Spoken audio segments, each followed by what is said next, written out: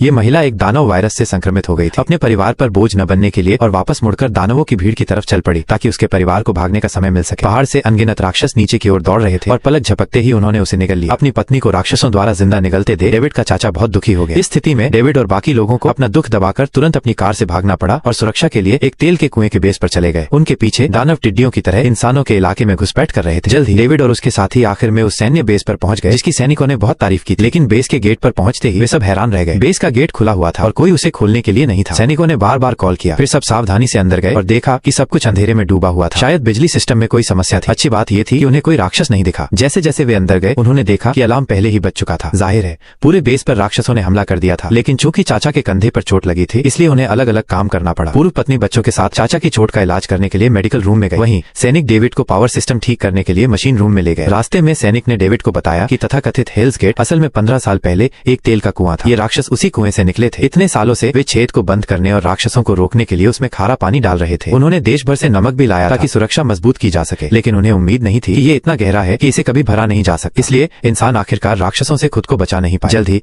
दोनों machine room में पहुंचे। जब बिजली ठीक करने की बात आई तो डेविड को इसमें महारत हासिल थी। उसने बड़े आराम से काम किया और बिजली जल्द ही वापस आ गई। लेकिन जब वे दोनों वापस जा रहे थे तो कुछ चीज सैनिक के सिर पर गिरी। उन्होंने ऊपर देखा और एक ताजा लाश पाई जिसकी मौत कुछ ही समय पहले हुई। इसका मतलब था कि बेस के अंदर अभी भी राक्षस शिकार कर रहे थे। डरकर वे दोनों भाग गए और बाकी लोगों से मिलने के लिए मेडिकल रूम पहुंचे। इस समय सूर्य ग्रहण समाप्त होने में केवल 2 घंटे बचे थे। सैनिक ने सबको अंडरग्राउंड स्टोर रूम में ले जाने का फैसला किया। कहा जाता था कि वो दरवाजा परमाणु विस्फोट को भी रोक सकता है और ये बहुत सुरक्षित था। लेकिन अक्सर जो डर होता है वही होता है। जैसे ही वे कमरे से बाहर निकले उन्हें राक्षसों ने ढूंढ लिया। डेविड ने तुरंत प्रतिक्रिया दी और अपनी बंदूक से उन पर गोलियां चलाई। लेकिन सामान्य गोलियां उन पर लगभग बेकार थी। राक्षस करीब आते रहे। सैनिक ने दिमाग लगाया और खारे पानी वाली विशेष गोलियां लोड की। यह चीज सचमुच बहुत शक्तिशाली। खारा पानी राक्षसों के लिए जानलेवा था और कुछ ही गोलियों में उन्होंने राक्षस को कीचड़ में बदल दिया। लेकिन बंदूक की आवाज ने और राक्षसों को आकर्षित किया। ये देखकर सैनिक ने अपना असली रूप दिखाया और उन्हें छोड़कर खुद स्टोर रूम में छिप गया और दूसरों को बाहर बंद कर दिया। उसने बिल्कुल भी परवाह नहीं की कि दूसरों का क्या होगा। डेविड बहुत गुस्से में था लेकिन उसे अपने परिवार के साथ कोई और रास्ता ढूंढना पड़ा। सैनिक की टीम छोड़ने का कारण ये था कि वो पहले ही राक्षसों से संक्रमित हो चुका था। वो बस कहीं छिपना चाहता। मेरा कहना है कि सैनिक का वहीं रहना अच्छा था ताकि वो अचानक संक्रमित होकर सब पर हमला न कर दे। आखिर में डेविड अपने परिवार को एक मशीन रूम में ले गए। जब उसने भारी दरवाजा बंद किया तो डेविड ने देखा कि खारे पानी की पाइपलाइन से नमक लीक हो रहा था। इसका मतलब था कि खारे पानी की पाइपलाइन जाम हो गई थी जिसके कारण कुएं की सुरक्षा प्रणाली बंद हो गई थी। यह आपदा का मूल कारण हो सकता है। जटिल पाइपलाइनों को देखने के बाद उसने निष्कर्ष निकाला कि ये पाइपलाइनें खारे पानी को ले जाने के लिए जिम्मेदार थी। अब एकमात्र तरीका सिस्टम को मैन्युअल रूप से फिर से चालू करना था और खारे पानी को फिर से टैंक में भरना था। अगर उनके पास पर्याप्त खारा पानी होता तो वे दानवों को मार सकते थे और बच सकते थे। इसलिए डेविड ने अकेले कंट्रोल रूम में जाकर खारे पानी के वाल्व को खोलने का फैसला किया। पाइपलाइनें फायर सिस्टम से जुड़ी हुई थी इसलिए अगर वे फायर अलार्म को चालू करते तो वे बेस में सभी राक्षसों को खत्म कर सकते थे। अपने बेटे को परिवार की देखभाल करने का निर्देश देने के बाद डेविड ने काम करना शुरू कर दिया। वो वेंटिलेशन पाइप के ऊपर चढ़कर कंट्रोल रूम की ओर गया। लेकिन उसके जाने के कुछ ही समय बाद एक राक्षस ने दरवाजा तोड़ दिया। यह देखकर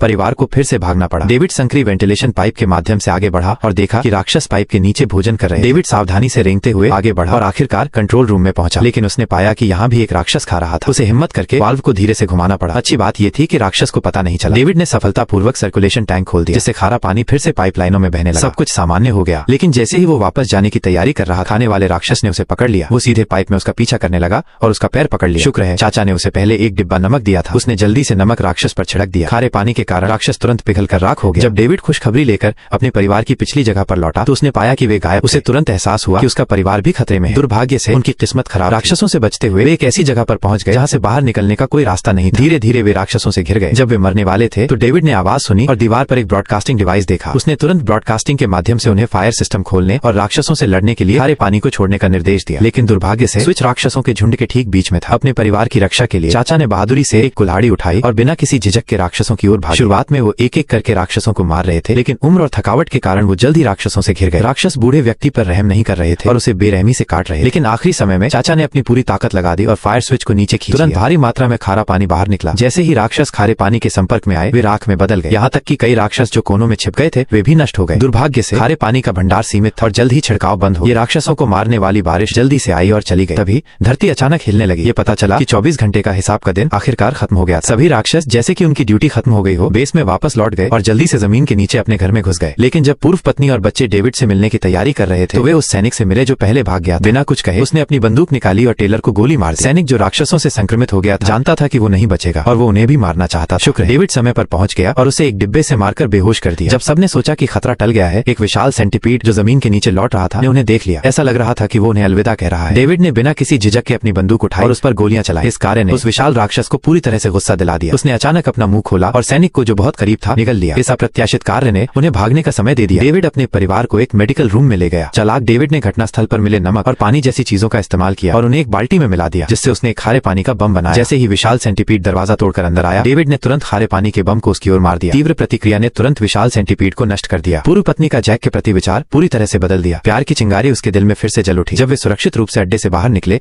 तो बाहर कोई राक्षस नहीं दिख रहा था। आखिरकार दुनिया शांत हो गई। इस जानलेवा और साहसी यात्रा के बाद डेविड और उसकी पूर्व पत्नी का प्यार फिर से परवान चढ़ा।